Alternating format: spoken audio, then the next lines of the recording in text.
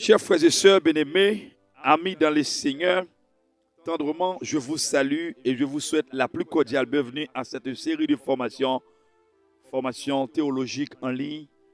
La direction universitaire de la Maison des études en Christ international, études scientifiques et théologiques.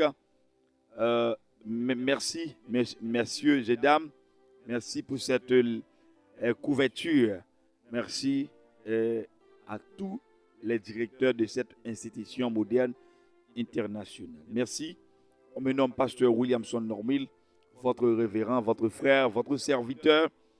Et je suis le responsable de cette maison d'études internationale, et doyen en chef et fondateur de la Christa. Chers frères et sœurs bien-aimés, nous avons un sujet très intéressant, un sujet d'ordre théologique, d'ordre biblique, basé sur l'avortement. Le titre d'ailleurs, c'est l'avortement. Que dit la Bible de l'avortement? La Bible n'aborde pas directement le sujet de l'avortement, mes frères et sœurs bien-aimés. Directement, la Bible n'aborde pas directement le sujet de l'avortement. Directement, la Bible n'aborde pas ce sujet.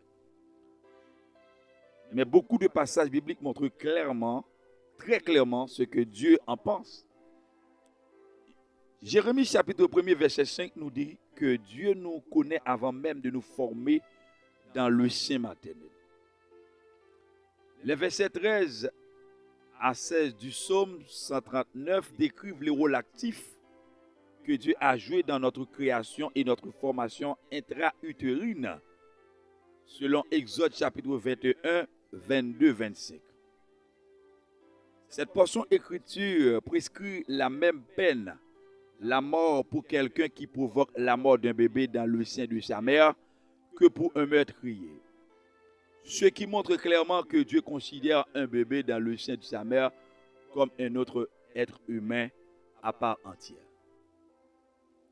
Pour un chrétien, l'avortement n'est pas une question de libre choix de la femme. C'est une question de vie ou de mort d'un homme créé à l'image de Dieu, selon Genèse chapitre 1er, 26-27, Genèse 9, verset 6. Le premier argument qui est toujours avancé contre la position chrétienne sur l'avortement est « mais en cas de viol et ou d'inceste, si atroce que soit une grossesse consécutive à un viol et ou à un inceste, le maître du bébé est-il pour autant la solution? On ne peut réparer une injustice par une autre. L'enfant né d'un viol ou d'un inceste peut être donné en adoption à une famille aimante incapable de concevoir ses propres enfants ou encore élevé par sa mère. Encore une fois, l'enfant est innocent et ne doit pas servir de bouc émissaire pour le crime de son père.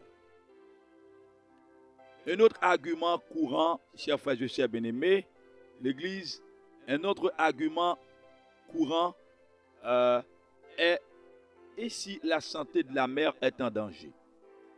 En toute honnêteté, chers frères et sœurs bien-aimés, chers internautes, c'est la question la plus difficile concernant l'avortement.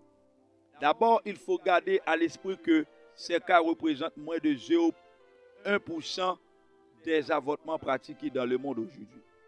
Bien plus de femmes se font avorter par convenance personnelle que pour sauver leur vie. Ensuite, souvenons-nous que Dieu est un Dieu de miracles, qui peut sauver la vie de la mère et de l'enfant contre tous les pronostics médicaux.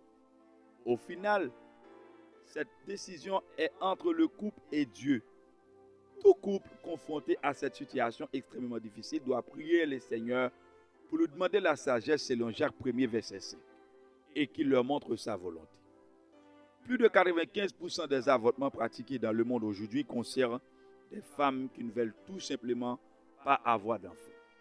Moins de 5% sont consécutifs à un viol, un inceste ou pour sauver la vie de la mère.